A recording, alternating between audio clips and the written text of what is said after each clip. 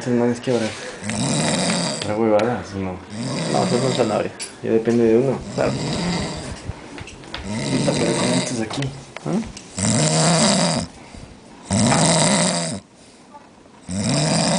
¿Qué dice, señor?